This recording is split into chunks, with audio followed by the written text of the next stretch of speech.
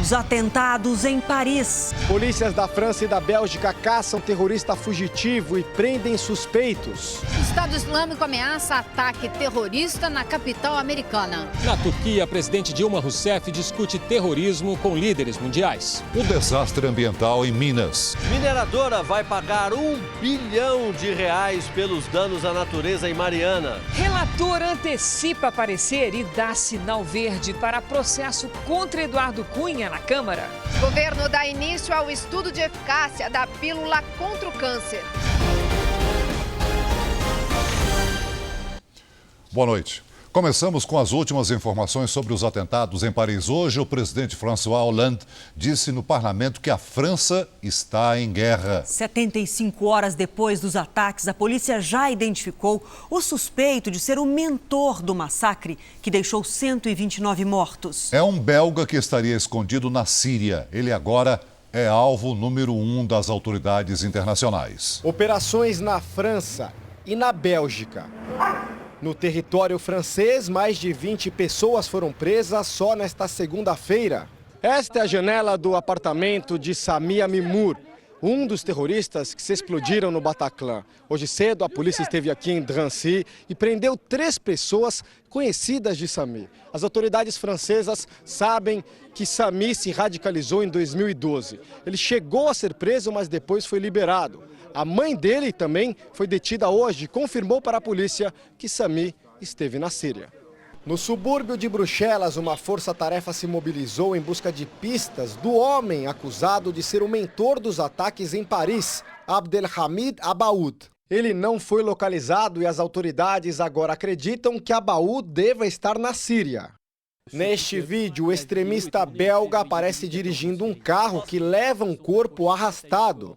Ele já era conhecido da polícia, assim como Ibrahim Abdeslam, um dos terroristas mortos na última sexta-feira.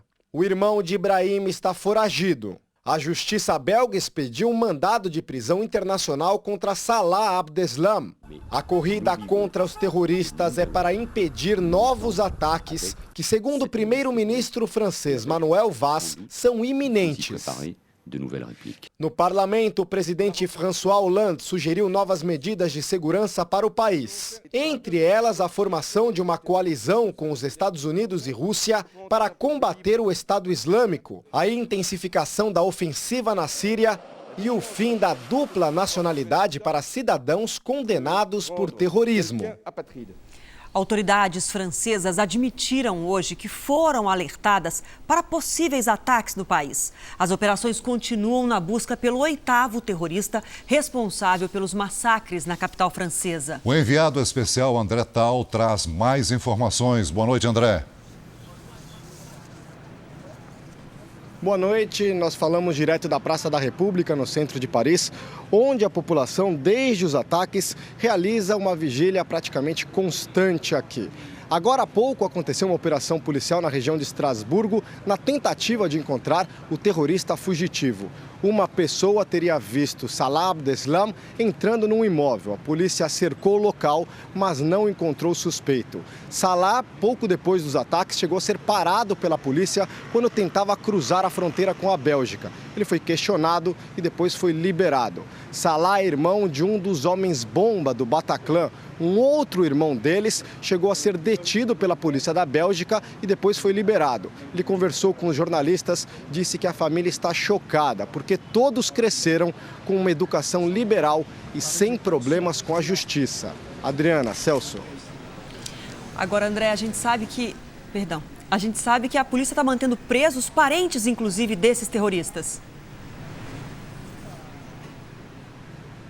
Exatamente, a polícia mantém presos parentes dos terroristas, também outros suspeitos. Hoje a polícia da França realizou mais de 160 batidas policiais, prendeu mais de 20 pessoas e também apreendeu mais de 30 armas, inclusive um lançador de foguetes, Adriana. Obrigada. Pouco a pouco, os moradores de Paris tentam voltar à rotina. A cidade parou no meio do dia para lembrar as vítimas dos ataques. E Eiffel voltou a iluminar Paris. O principal ponto turístico da cidade se vestiu com as cores da bandeira francesa. Depois de permanecer fechada por questões de segurança, a atração reabriu hoje. Aos poucos, os parisienses começam a retomar a rotina e a prova disso está aqui nas ruas da capital francesa. 3 dias depois dos ataques, mesmo com o país em luto, os cafés e restaurantes da cidade voltam a ficar cheios. Mas ainda existe uma grande apreensão sobre o que vai acontecer daqui para frente. O policiamento é forte, mas eu evito ir a lugares de grande aglomeração e pontos turísticos visados, diz essa estudante. Tomamos um golpe, mas existe esperança em relação ao futuro, complementa o arquiteto parisiense. Ao meio-dia, horário local, a França parou em um minuto de silêncio para homenagear as vítimas dos ataques. Muitos se emocionaram em frente ao Teatro Bataclan, na rua dos restaurantes Carillon e Le Petit Cambodge, na Praça da República e na Grande Mesquita de Paris. No final, todos cantaram juntos o hino francês. Daqui a pouco, outras informações sobre os atentados na França. E aqui no Brasil, um protesto no centro do Rio de Janeiro cobrou punição à empresa Vale pelo desastre ambiental ocorrido em Mariana. Cerca de 200 pessoas caminharam até a porta do prédio da mineradora, que é uma das donas da Samarco, responsável pela barragem rompida em Minas Gerais. Alguns manifestantes jogaram lama na parede da empresa. O Ministério Público de Minas Gerais firmou um acordo com a Samarco para o pagamento de R$1 bilhão para reparar os danos do acidente em Mariana. Hoje, as crianças das áreas atingidas voltaram para a escola. Ainda não é Natal, mas Papai Noel já estava lá para antecipar o presente. Caderno, garrafa d'água e lápis de cor para cada um dos 178 alunos dos distritos de Bento Rodrigues e Paracatu de Baixo, que agora vão estudar nesta escola municipal em Mariana. Os 2 colégios dos vilarejos foram quase cobertos pela enxurrada de lama, depois que 2 das 3 barragens da Samarco se romperam. Eu estou feliz de voltar a estudar. Os moradores de Bento Rodrigues vão poder escolher onde morar. A Prefeitura de Mariana vai sugerir algumas áreas. As vítimas do acidente vão se reunir e decidir qual a melhor. Horas depois do acidente, o presidente da mineradora divulgou um vídeo na internet confirmando que 2 barragens se romperam. Vem a público, lamentavelmente, falar sobre o rompimento das nossas barragens. Hoje, a Samarco mudou a versão. Disse que a única que se rompeu foi a barragem Fundão. A segunda, Santarém, teria sido apenas parcialmente destruída. O DNPM está aí para averiguar isso e vai nos informar, vai informar as promotorias, a polícia, para que seja averiguado se realmente houve rompimento de lá ou não. A Samarco assinou o termo de compromisso com o Ministério Público Estadual e Federal, garantindo R$1 bilhão para a recuperação dos danos ao meio ambiente. Depois de ficar dias com as torneiras secas e receber água com querosene, os moradores de Governador Valadares tiveram uma boa notícia. Essa era a cena mais esperada nos últimos dias. Água potável e saindo direto das torneiras. O fornecimento começou a ser normalizado pela Prefeitura de Governador Valadares no fim de semana. O fornecimento foi suspenso depois que o Rio Doce foi atingido pelos rejeitos das barragens de Mariana. Hoje, só uma parte da cidade foi atendida, mas a expectativa é de que até quarta-feira o abastecimento seja normalizado. Maria Aparecida é uma das beneficiadas, mas reclama que a água ainda não está como ela gostaria. A água está com mau cheiro. Por causa do mau cheiro, algumas pessoas estão evitando o consumo. É o caso da dona Aristotelina, de 87 anos, que preferiu enfrentar fila hoje para pegar a água mineral que continua sendo fornecida por voluntários e pela empresa Samarco. Água de lavar vasilha, lavar roupa eu tenho lá, mas de beber não tem. A prefeitura informou que o mau cheiro e o gosto ruim são causados pelo cloro, usado na limpeza da água, e também porque as caixas estavam vazias, mas garante que a água é boa para o consumo. Ela pode ser consumida, pode cozinhar, pode tomar banho, pode lavar roupa, pode fazer qualquer coisa com a água. O Conselho de Ética da Câmara se reúne na quarta-feira para votar o parecer que autoriza o andamento da investigação contra Eduardo Cunha. O relator do processo já deu o seu parecer. Por volta de 8 da manhã desta segunda-feira, o deputado Fausto Pinato, do PRB, protocolou pessoalmente na Secretaria do Conselho de Ética seu primeiro parecer sobre a representação contra Eduardo Cunha. O presidente da Câmara é acusado de mentir aos colegas ao dizer que não tinha contas no exterior. Fausto Pinato recomenda ao Conselho a abertura da investigação. O relator antecipou em 3 dias a apresentação do parecer de admissibilidade, que ainda tem de ser votado no Conselho de Ética. Com isso, além de acelerar o andamento do processo contra Eduardo Cunha, na prática, Fausto Pinato também neutralizou suposta manobra que poderia favorecer Eduardo Cunha.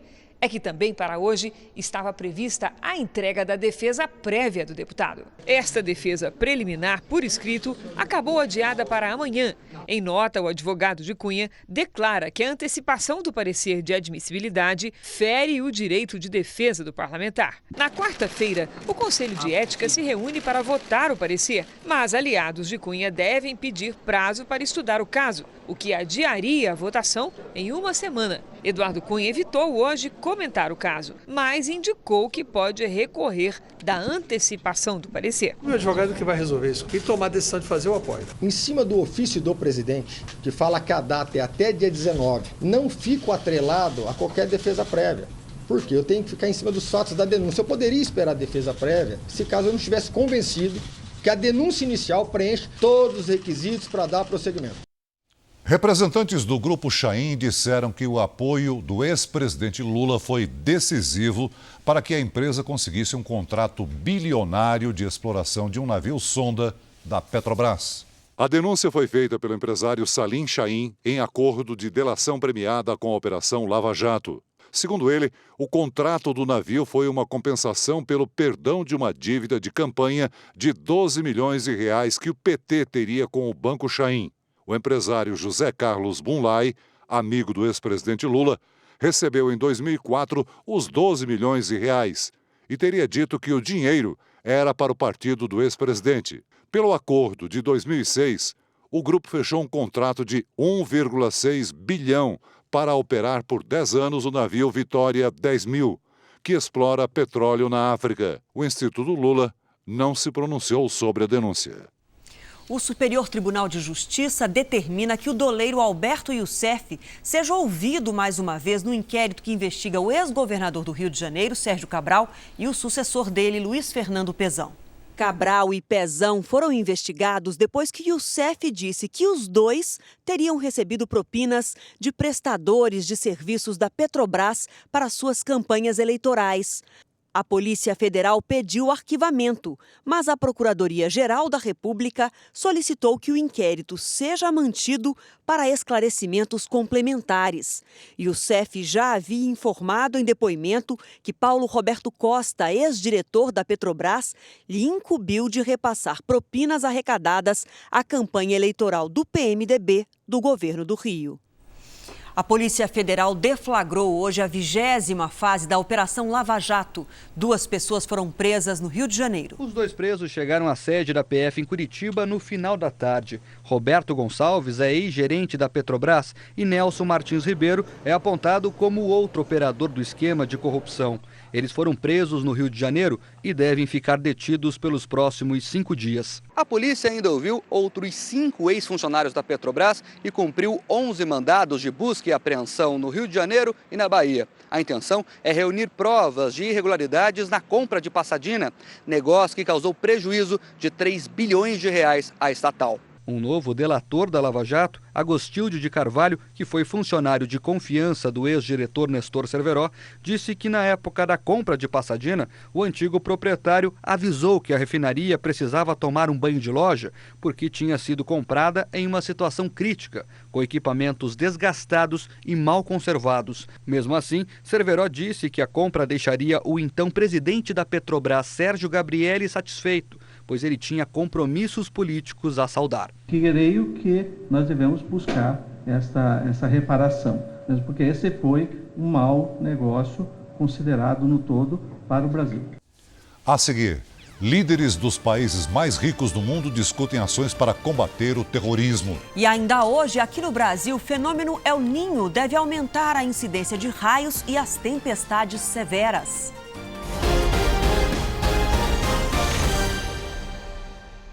Voltamos a falar sobre os atentados em Paris. As autoridades afirmam que ao menos 800 estrangeiros com passaporte francês lutam ao lado do Estado Islâmico na Síria e no Iraque. André, como é que as autoridades pensam em impedir que eles retornem para cometer ataques no país? Celso, uma das alternativas seria manter esses franceses que retornam da Síria em prisão domiciliar. Isso porque o governo acredita que os ataques coordenados tenham sido planejados na Síria. A mídia francesa também divulgou que 6 dos terroristas estiveram na Síria entre 2013 e 2015. Mas os explosivos usados por eles teriam sido fabricados aqui na França ou em outro país da Europa. São explosivos muito simples, caseiros, feitos com produtos caseiros. Uma outra informação importante é que o setor de turismo da França começa a sentir os efeitos dos atentados. Vários hotéis e restaurantes de Paris receberam pedidos de cancelamento das reservas. Celso, Adriana. E na Turquia, os líderes do G20 se comprometeram em cooperar com os esforços para combater o terrorismo no mundo. Pouco antes de embarcar de volta para o Brasil, a presidente Dilma Rousseff falou com jornalistas. Disse que não está preocupada com ataques terroristas durante os Jogos Olímpicos do Rio de Janeiro, no ano que vem. Nós estamos muito longe, né? Nós estamos muito longe em termos de mundo, dos locais onde esse processo está se dando. Mas admitiu que o Brasil não está imune a ataques como os de Paris. Isso não nos permite tratar como o Brasil estando completamente afastado e protegido. Não, nós temos de aprovar uma legislação antiterrorista. Disse ainda que, durante o encontro, os líderes mundiais tentaram entender as razões do extremismo demonstrado na França. A cúpula do G20 foi ofuscada pelos ataques de Paris e trouxe os líderes mundiais para bem perto do conflito na Síria, que está a apenas 500 quilômetros daqui. Os 20 países mais poderosos do mundo prometeram aumentar o controle das fronteiras, compartilhar informações de inteligência e conter o financiamento terrorista. O presidente dos Estados Unidos, Barack Obama, disse hoje que vai intensificar as ações militares na Síria e no Iraque, mas afirmou que uma intervenção por terra nos dois países seria um erro comparado à invasão no Iraque, 12 anos atrás. A seguir, ao vivo, novas informações sobre os atentados em Paris. E também, primeiros resultados dos testes com a pílula do câncer devem sair em 7 meses.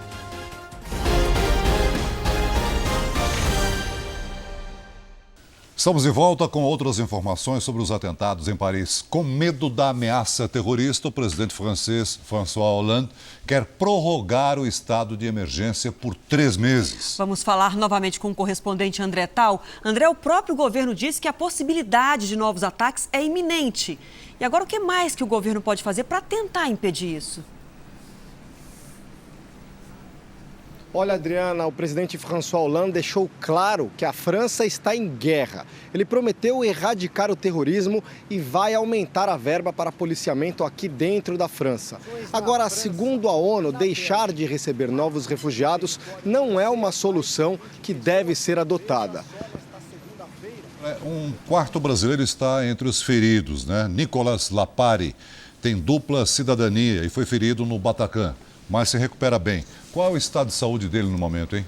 E dos demais brasileiros também, né, feridos? Exatamente, tem mais brasileiros. Nossa equipe conversou com uma parente da Camila Issa e ela disse que a brasileira passou por uma cirurgia na mão, mas deve ter que enfrentar outra operação por conta da gravidade dos ferimentos. Já no hospital onde está internado Gabriel Sepp, nós fomos informados que ele está bem, não corre risco de morte e já recebe até visitas no quarto. Adriana, Celso. Agora, André, você mostrou aqui hoje no Jornal da Record a tentativa dos parisienses de tentar voltar à vida ao normal. Mas a gente sabe que deve ser muito difícil, sobretudo com essa guerra psicológica do Estado Islâmico ameaçando, que é só o começo da tempestade, fez outras ameaças hoje. O que você sentiu aí nas ruas de Paris, conversando com os moradores da cidade? As pessoas estão assustadas. Elas dizem que saem de casa, mas muitas evitam chegar em aglomerações. Uma outra situação que a gente vê a todo momento, aqui mesmo agora há pouco, começou uma correria, policiais começaram a correr, as pessoas também assustadas começaram a correr e era só uma discussão entre duas pessoas bêbadas. Então, esse é o clima em Paris. As pessoas saem de casa, tentam retomar a vida, mas não estão tranquilas, Adriana. E todo mundo, eu imagino, muito ligado no noticiário para saber se foi preso esse suposto mentor que você também falou aqui e o 8º terrorista, que seria o motorista de um dos carros que fugiu. Até agora, por mais que o cerco esteja grande, eu imagino que a torcida pela prisão de algum deles, para que as pessoas tenham um pouco de tranquilidade, é enorme, né?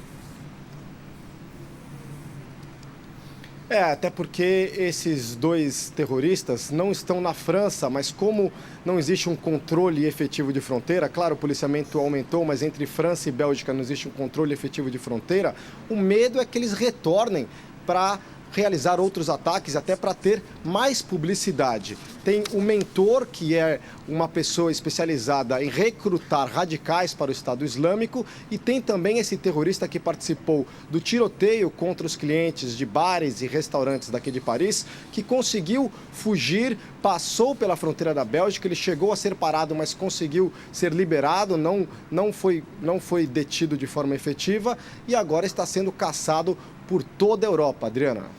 Muito obrigada, André Tal, falando ao vivo aqui com a gente, direto de Paris. Até amanhã. E aqui no Brasil, representantes da França disseram que não foi identificada nenhuma ameaça à comunidade francesa. A exemplo do que aconteceu hoje em todo o mundo, pessoas se reuniram na Avenida Paulista para fazer um minuto de silêncio. Da seleção inglesa ao debate presidencial argentino, da vigília na China à marcha silenciosa pelas ruas do Peru.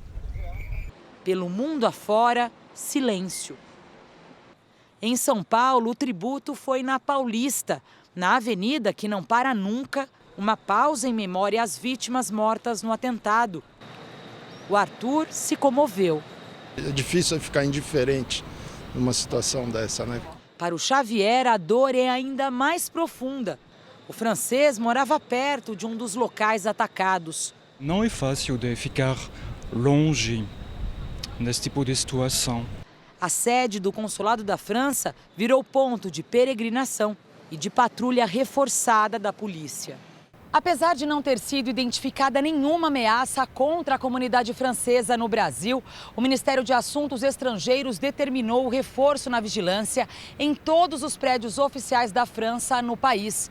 Aqui em São Paulo, o consulado está em alerta máximo de segurança. No Brasil, a mensagem para a nossa comunidade é: ainda podemos viver normalmente, mas o consulado, a embaixada, está fazendo tudo o seu papel para garantir a segurança da nossa comunidade. O Estado Islâmico divulgou um vídeo que deixou autoridades americanas e a população em alerta. Vamos agora ao vivo até Nova York conversar com a correspondente Heloísa Vilela. Boa noite para você, Heloísa. Assim como a França, os Estados Unidos também intensificaram os bombardeios na Síria, não é isso? Boa noite, Adriana. Os Estados Unidos destruíram mais de 100 caminhões de petróleo, principal fonte de renda do Estado Islâmico. E a França bombardeou Raqqa, na Síria, considerada capital do grupo, que divulgou hoje um vídeo cheio de ameaças. Nas imagens, os terroristas dizem que o ataque a Paris vai se repetir, dessa vez em Washington, e avisaram os europeus: estamos chegando com bombas, explosivos, armas e vocês não conseguirão nos deter. Na Turquia, o presidente Barack Obama reiterou que os Estados Unidos vão receber 10 mil refugiados sírios, mas 17 governadores aqui já afirmaram que não vão participar do programa. De Nova York, Heloísa Vilela. Muito obrigada, Heloísa. Aqui no Brasil, o El Niño deve elevar a frequência de raios nos próximos meses. E os pesquisadores alertam para um verão com muitas tempestades severas. O Instituto Nacional de Pesquisas Espaciais está preocupado com os efeitos do El Niño este ano. O fenômeno aquece as águas do Oceano Pacífico e traz mais chuvas e ventos, principalmente para a América do Sul. A temperatura no Oceano Pacífico Equatorial está acima de 2 graus em relação à média histórica. Então isso caracteriza o fenômeno como um fenômeno de grande intensidade. A elevação das temperaturas provocada pelo El Niño já está mudando o clima em algumas regiões do país. E isso pode ser percebido pelas chuvas, que estão mais intensas e frequentes. Mas, de acordo com o estudo do INPE, essa situação pode piorar ainda mais a partir de dezembro até março, mais ou menos, quando a intensidade das tempestades e dos raios pode ser ainda maior. E mais, antes o sul do país era a área mais atingida. Agora a região afetada terá o dobro do tamanho. Vai se estender, incluindo a região sudeste e o estado do Mato Grosso do Sul. E já que as tempestades e raios devem aumentar, a solução é se proteger. Havendo o primeiro indício de uma tempestade, interrompa o que você está fazendo e busque abrigo num carro fechado ou dentro de uma residência. O governo anunciou hoje que 3 centros de pesquisa vão começar a testar a chamada pílula do câncer em laboratório. As análises devem se estender até junho do ano que vem, quando deverão ser liberados os testes em seres humanos. Foi dado o pontapé inicial para as pesquisas, mas vai levar pelo menos 7 meses para que os testes em humanos possam começar. Enquanto isso, o governo decidiu não se posicionar a respeito daqueles que hoje buscam a pílula por meio de ações na justiça. Nós não vamos, nesse momento, tomar nenhum partido. Pesquisadores de centros do Rio de Janeiro, Ceará e Santa Catarina, ligados ao Ministério da Saúde, vão avaliar se a fosfetanolamina age sobre células cancerígenas cultivadas em laboratório. Depois vem a fase de testes em ratos, que deve ir até junho do ano que vem. Se o resultado for positivo, a Anvisa autoriza o início dos testes em humanos. O Ministério da Saúde não tem números oficiais de quantos brasileiros já usaram a substância nesses 10 anos em que ela foi distribuída gratuitamente por pesquisadores da USP de São Carlos. Mas sabe que pelo menos 5.000 pacientes aguardam a liberação com liminares judiciais para receber a pílula do câncer. Como é que a gente vai dizer para uma família que tem um doente que não use?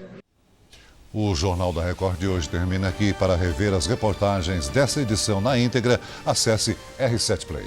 Uma ótima noite para você. Fique agora com o programa Xuxa Meneghel e a gente te espera amanhã aqui no JR. Até lá. Boa noite, até amanhã.